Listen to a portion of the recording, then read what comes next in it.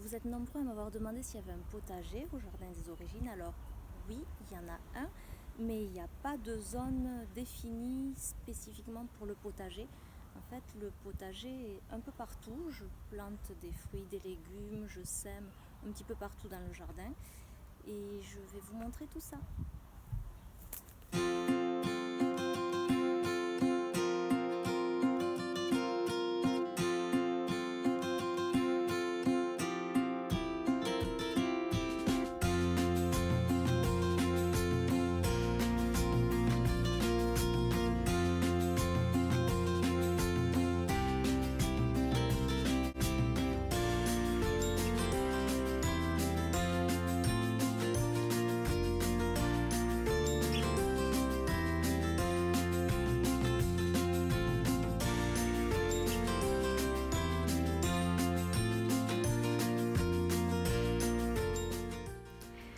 Ici, on a quelques courges, des tomates, un semis spontané de pastèques, j'en ai autre part aussi dans le jardin, et puis beaucoup de pommes de terre. Elles poussent très facilement, je mets les épluchures simplement sur le sol, je recouvre de paille et les pommes de terre germent en peu de temps. Ça donne de très bonnes récoltes, ça pousse très rapidement. Là, elles étaient toutes petites. Donc il suffit de les poser au sol, hein. Vous n'avez même pas besoin de creuser ou d'enterrer les épluchures. Vous les posez au sol, vous recouvrez de feuilles, de paille, vous attendez. Je n'arrose même pas et ça pousse tout seul. Vous voyez, elles ont bien grandi. Je pense que bientôt je vais pouvoir récolter certainement les premières pommes de terre. Et puis les pommes de terre, ça fait aussi de très jolies fleurs.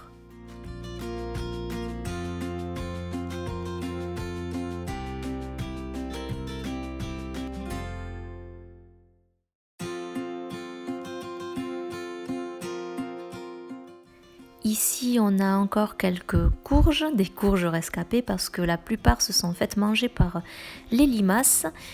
Et je ne veux pas mettre de produits anti-limaces, même les produits biologiques, je préfère laisser le jardin vivre seul et évoluer à son rythme. J'ai fait quelques semis supplémentaires du coup de courges, on verra, c'est un petit peu tard dans la saison, mais j'ai quand même essayé de les replanter. Là on a des oignons, alors les oignons qui germent, je les plante et je les laisse monter en graines pour récolter les graines et les ressemer à la saison suivante. Et vous voyez, ça fait de très jolies boules blanches. Là ce sont des fraises. Donc les fraises, ça pousse très bien aussi. J'avais mis du basilic, mais malheureusement, il n'a pas survécu. Je pense que ce sont soit les merles, soit les limaces qui l'ont achevé.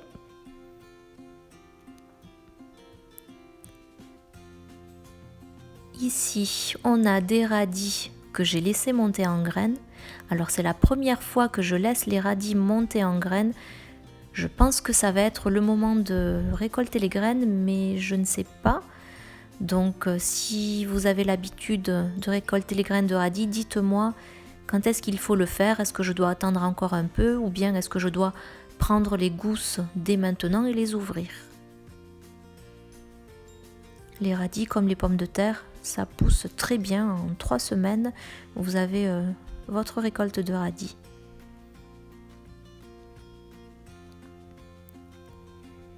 Là, j'ai quelques petits pieds de tomates. Je pensais qu'ils n'allaient pas survivre. Je les ai mis dans ce coin-là. Et puis finalement, ils survivent. Et la lavande que je récolte chaque année pour faire de très bonnes tisanes.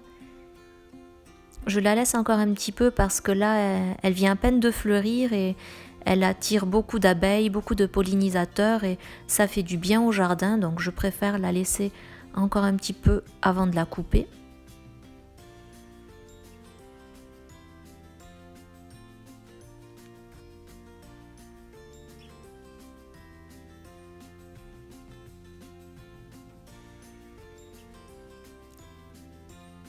J'avais semé une 60aine de pieds de tomates Et des courges, je crois que j'en avais semé une quinzaine. Mais bon, comme je vous ai dit, elles se sont faites manger par les limaces pour la plupart. Il me reste quand même une trentaine de pieds de tomates. Parce qu'au final, eh bien, j'ai recueilli tous les soirs à la tombée de la nuit les petites limaces pour les donner à manger aux poules. Voilà, c'est ma méthode anti-limaces parce que même les granulés bleus biologiques, je préfère ne pas les utiliser. Donc le jardin vit et survit tout seul, je n'arrose pratiquement jamais. La paille garde la fraîcheur. J'ai un puits, alors de temps en temps, je mets un petit peu d'eau quand je vois que c'est trop sec. Donc là, dans la haie, il y a énormément de ronces et je les garde, même si mes voisins me disent que souvent il faut les couper, les ronces. Moi, je préfère les garder parce que ça me fait des mûres et je fais de bonnes confitures de mûres.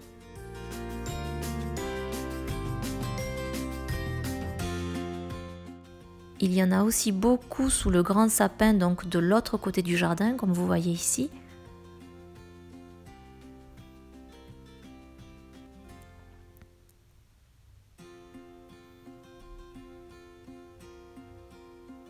Ça, ce sont des Escolcia, pavots de Californie. Alors, ils poussent partout dans le jardin et même dans les chemins. Au début, je ne les aimais pas beaucoup et j'avoue que c'est pas très bien de ne pas aimer les fleurs, mais c'est parce que je n'aime pas trop la couleur orange. Et finalement, eh bien, je les garde et je fais de très bonnes tisanes aussi avec. Je fais sécher les pétales.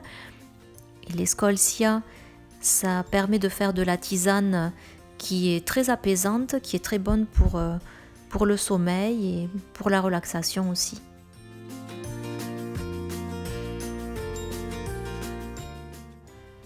Donc c'est là aussi que j'ai mis quelques petits pieds de tomates qui avaient l'air de végéter et de ne pas très bien pousser. Donc je les ai mis dans ce coin-là, je ne pensais pas qu'ils allaient survivre, ceux-là non plus. Et finalement, je pense que c'est là qu'ils ont le mieux poussé. Les pieds sont devenus très vigoureux.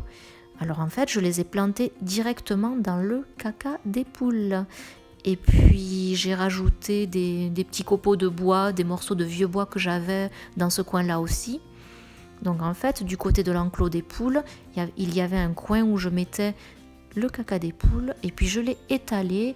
J'ai planté les pieds de tomates et je pense qu'elles se portent très bien. Donc là, vous voyez, c'est le verger qui est aussi l'enclos des poules. Donc dans le verger, il y a quelques arbres fruitiers, le cerisier, des pêchers et je veux en planter d'autres. Ça, c'est un petit figuier qui végète. Ça, ce sont des semis spontanés. Je ne savais pas ce que c'était au début. Et finalement, je me suis aperçue que c'était des feuilles de pastèque. Alors, je les ai filmées également aujourd'hui. Vous allez voir, elles m'ont fait des fleurs. Donc, elles sont un peu serrées. Je ne sais pas ce que ça va donner. Mais je n'avais pas envie de les éclaircir parce que j'ai préféré les laisser vivre leur vie. Un semi-spontané de pastèque qu'on a vu au début, il est beaucoup plus gros. Et puis des courges encore. J'ai envie de me faire un petit coin aromatique que je n'ai pas encore fait. Ça, ce sont des nigelles.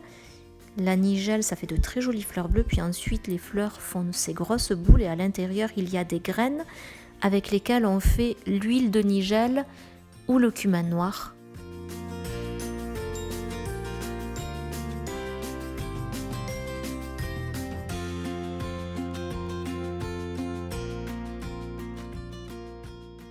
J'espère que ce petit tour du potager vous a plu. Je voulais vous faire cette petite vidéo qui soit un peu plus calme que la précédente, qui a suscité beaucoup de questions et de polémiques.